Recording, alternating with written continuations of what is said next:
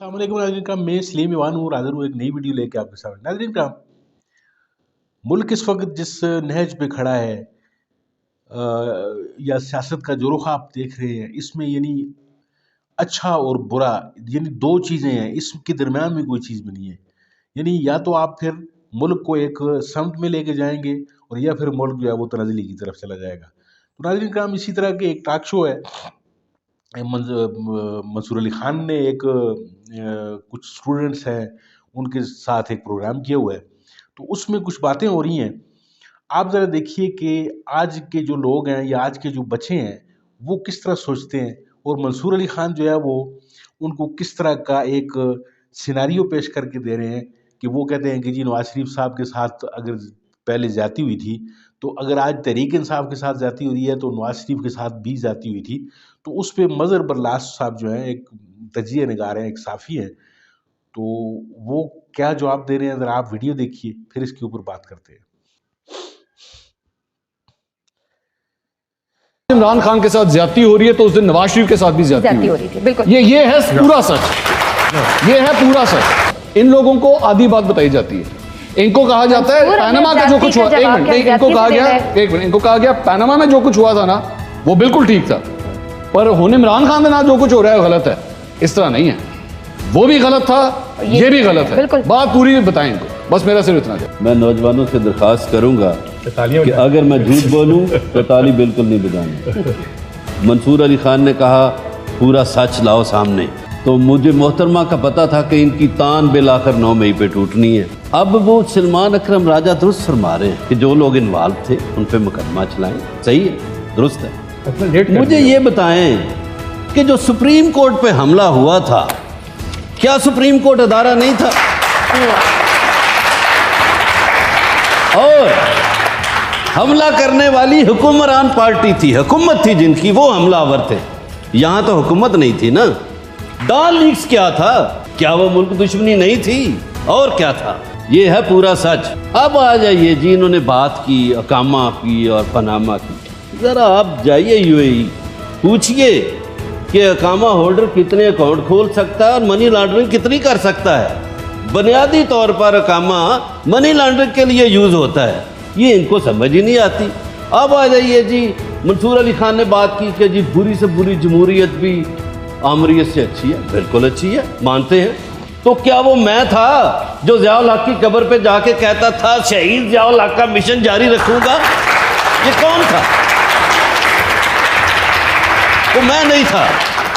अब आ जाइए जी, आपकी जो खवातीन का आपने फरमाया और मखसूस नशिस्तों की फहरिस्त, आप लिस्टें देखें, किस पार्टी में किन की भांजियाँ, किन की बेवियाँ और किन की भतीजियाँ शामिल हैं, वाजिया हो जाएगा। करप्शन की बात की मेजर साहब ने, और मेजर साहब वो मैं नहीं था, वो एक खानदान का चश्मो चिराग था, फिर वजीर आला भी रहा, जो कहता था बच्चों करप्शन होती है, करप्शन करनी चाहिए। ये मैं नहीं कहता था, ये एक खानदान का चश्मो चिराग कहता था। परवेज लाई की बात करें, ये हमजा शहबाज फरमा रहा था बच्चों से खिताब करते हुए। मेरे ज़हन में आया शायद परवेज इन्हीं नौजवानों को समझा रहा था, इनको भी समझाता हूं मैं कि करप्शन जो है जायज है, होनी चाहिए। फिर मैं वो 3 साल दौर का जिक्र करूंगा, फिर बहुत लोगों को बुरा लगेगा कि वो तो किसानों से भी मिलता था, वो तो उनके मसाइल भी हल करता था, वो तो किसान कार्ड भी ला रहा था, उसको क्यों रोका? ये बात हुई कि आपने सवाल किया कि इमरान खान को क्यों हटाया। इमरान खान के सामने जब भी इसराइल की बात आती थी, वो कायदे आज़म का फरमान आगे रखता था। वो कहता था कायदे आज़म ने कहा है ये नाजायज बच्चा, इसको तस्लीम नहीं करूंगा। ये बातें थी, उसकी बातें बुरी लगती थी। वो जो आप सल्लल्लाहु अलैहि वसल्लम के हवाले से बातें करता था, वो दुनिया कुफर को बुरी लगती। आपने वीडियो देखी और तजिया जो है वो उस पे पेश करते हैं, आपके साथ शेयर करते हैं कि मंसूर अली खान साहब जो हैं वो थोड़ा सा डंडी मार जाते हैं साफत करते हुए कभी कभी। यानी नवाज शरीफ साहब की गिरफ्तारी, नवाज शरीफ साहब को जो है वो मुल्क से निकालना, या उनके को जो माजूल किया गया था, या उन पे जो इल्ज़ामात लगे थे, फिर वो सुप्रीम कोर्ट से उनको मुजरिम करार दिया गया था। अब उन तमाम चीज़ों को जो है वो मंसूर अली खान साहब नवाज शरीफ के साथ ज़्यादती करार दे रहे हैं। यानी उसका मुवाजना उस ज़्यादती का जो है वो आज तहरीक इंसाफ के साथ कर रहे हैं कि अगर आज तहरीक इंसाफ के साथ ज़्यादती हुई है तो उस वक्त नवाज शरीफ के साथ भी ज़्यादती हुई थी।